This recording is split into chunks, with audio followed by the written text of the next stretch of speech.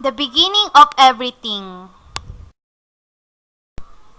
What was it like when there was no world, when there were no children, no adults, no dogs or cats, when there were no houses, when there was no ocean?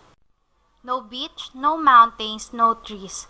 What was it like when there was nothing? When God was all that there was? What about the world? When was it made? How was it made? You weren't there to see it, were you? Neither was anyone else except God. He's the only one who saw it when it was made, because He's the one who made it. How could anyone, even God, make the world? There are so many in it, and all of them different. There is water, air, mountains, trees. Think how hard rocks are and how soft a feather is. Yet everything in the world shares one common characteristic. Everything we see, everything is made out of matter. Rocks, trees, animals, the soil, water, even our own bodies, all of these are made from different kinds of matter. There are about 100 different kinds of matter, and these different kinds are called elements. Water, for example, is actually made from two elements called hydrogen and oxygen. Hydrogen is an element, oxygen is an element. What are elements made of? Have you heard of atoms? Atoms are so tiny you can't see them unless you have a special microscope. Elements are made of atoms. And what are atoms made of?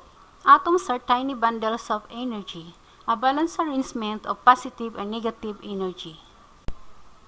When God made matter, all He had to do was arrange energy, and that's what He did. You've done the same thing. You've taken some clay and turned it into a model dinosaur or some beads. You've taken some flour and sugar and yeast and made bread. You've arranged energy in different ways to make a new creation. But have you ever taken something and made it come alive? Who could make something that is alive? Only God could do that. But before God could make something alive, His special creation, He knew He had to create a place for His creation to exist, a world. Everything had to be just so, not too much, not too little. He started by making light. He knew that without light, it would be impossible to appreciate His creation. God separated the light from the dark. He called the light day, and He called the dark night. That was the first day. Wow, can you imagine what it was like at the beginning? Then God made a space to separate the water below from the water above. God called the space sky, and looking at it, He said, "It is good." This was the second day. Still, the world wasn't quite ready for God's special creation. There was more work to do. God gathered up the water and put it together in big oceans and seas and lakes. Mountains emerged, and valleys and cliffs and caves and hills. God's world was beautiful, with the bright sky and the blue seas and the brown earth.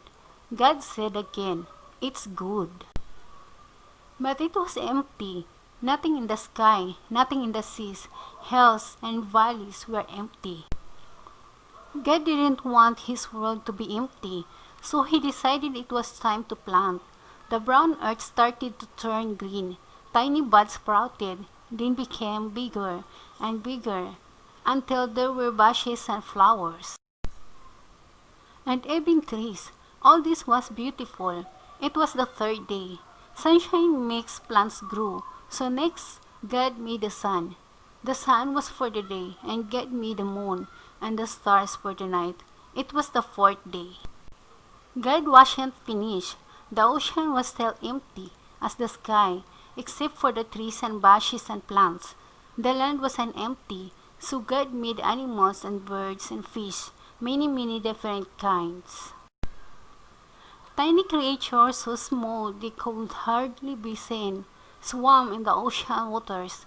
So did fish, little ones, middle-sized ones, big ones, and great whales, bigger than a tree, hundreds of them, thousands of them.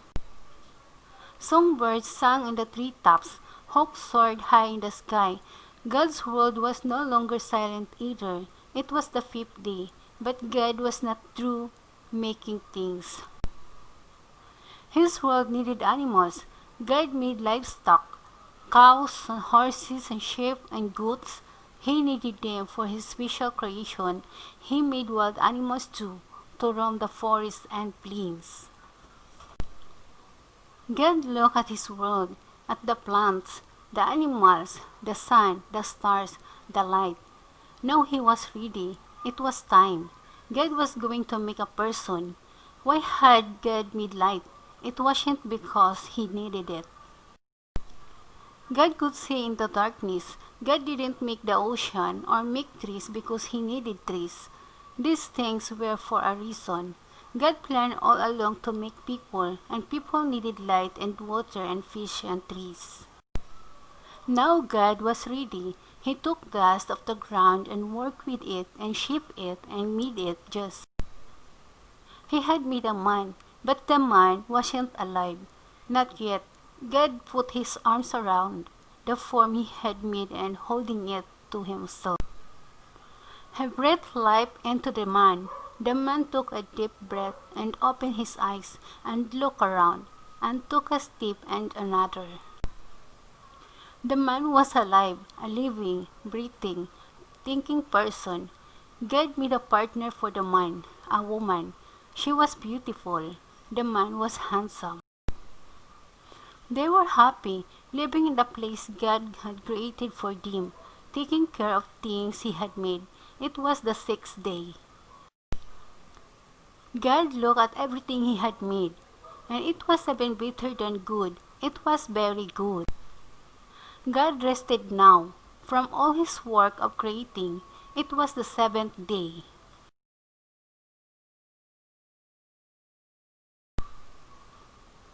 God named the man Adam and put him in the Garden of Eden. A river ran through the garden, and with all the trees and plants, it was like springtime. Everything here is yours, God told Adam. You can take care of this garden. Whatever fruit you see is yours to eat. In the midst of the garden were two special trees, the tree of life and the tree of knowledge of good and evil. You can eat every kind of fruit but one, God told Adam. Don't eat from the tree of knowledge of good and evil. This one is off limits. If you eat from this tree, you will die. Adam shuddered when God said that. What did it mean to die? Taking care of the garden was more like fun than like work. The temperature was just right, not too hot, not too cold. In fact, Adam did not need clothes just as a baby is not embarrassed by its neatness. Adam wasn't embarrassed. God saw that Adam was lonely, so God caused Adam to go into a deep sleep. He took one of Adam's ribs and closed up the place where he had taken the rib. Starting with the rib, God made a woman and brought her to Adam. Eve was beautiful and Adam was happy. Life was a great adventure for him. Everything was new and exciting. Life was perfect, but it didn't stay that way. Adam didn't realize it, but there was an enemy in the garden. An evil serpent was determined to cause trouble. Deceitful and crafty, he laid a trap for Adam and Eve. One day when Eve was by herself, the serpent came to her. Did God tell you not to eat fruits from the trees in the garden? God didn't say that, Eve told the serpent. God told us we could eat every kind of fruit but one. We are not to eat the fruit of the special tree in the midst of the garden. We are not supposed to touch it or we will die. She was talking about the tree of knowledge of good and evil. The serpent laughed. You won't die, he told her. God knows that when you eat from that special tree, you will be like Him. Your eyes will be open. You'll know what good is and what evil is. The serpent was lying, but Eve didn't see that. Looking at the tree, she began to wonder what the fruit would taste like. It did look good, that much she could tell. What would it be like to know evil? She thought. Up to now, either she nor Adam had done anything wrong. They had never lied to each other. They had never hurt each other in any way. Abe kept looking at the tree. Staring at the fruit, she wondered, what if I took one little test? Just thinking about it made her heart beat faster. She looked around, but couldn't see God anywhere. Maybe if she just took a little bit. Rose? Why did tree have to be rose? Who said the tree was off limits? Why would God say such a thing as that? Abe came back to the tree again. Only once, she thought, that's all. I'll just do it once. Reaching out, she touched the fruit. Merely touching it felt so good that she knew the taste would be even better. She picked it up and brought it to her mouth and looked at it again, and then took a bite. Oh, it was delicious, juice running down her chin and her hand. Abe took another bite, but this one didn't taste as good. Quick, another one, then another. But each one was worse. Adam came to where she was, and she held out the fruit to him, and he ate some of it. Adam too was disappointed. The first taste was the best. Everyone after that was a letdown. Shame swept over Adam and Eve. Suddenly, they felt exposed and tried to cover their nakedness, sewing leaves together to make clothes. What had he done? What had he done? Then they heard God's voice in the garden coming as he did in the cool of the evening. Oh no, what if God found out? They tried to hide among the trees. Adam, God called. Adam, where are you? I was no use. There was no place to hide. Trembling, Adam told God, I heard your voice and I was afraid because I was naked. Who told you that you were naked? God asked. Did you eat the fruit you were not supposed to? Adam pointed to Eve. It's her. This woman you made. She gave me the fruit and that's why I ate it.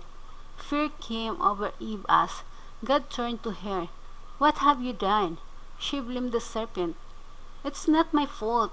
The serpent deceived me and made me eat. What a tragic scene. Adam felt alone and afraid. Where had his happiness gone? Eve too was changed. Would Adam ever trust her again? God turned to the serpent. Because you have done this, you will be cursed forever. You will have to crawl the ground. Cattle will hate you. The animals will hate you. Mankind will hate you.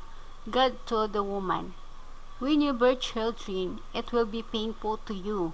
Even so, you will still be drawn to your husband and be subject to him. God turned back to Adam. From now on, work will not be as pleasant to you, because you broke my commandment and ate the fruit you were not supposed to eat. You will have troubles and problems. The ground will grow thorns and thistles. It will take hard work and sweat to earn your living. Then God said the most suffering fact of all, because of what you did, you have lost the ability to live forever. The time will come when you die. Adam looked at his arms, at his legs. They didn't seem as strong as before. He wasn't the same now. Abe wasn't the same. In some terrible way, Adam didn't understand. The world was different, and all because he and Abe did something they should not have done. True, God explained the damage Adam and Eve had done to his world. God did not abandon them. He took the skin of an animal and made clothes for Adam and Eve because of the wrong they had done. Some animal had to die in order to make a covering for them.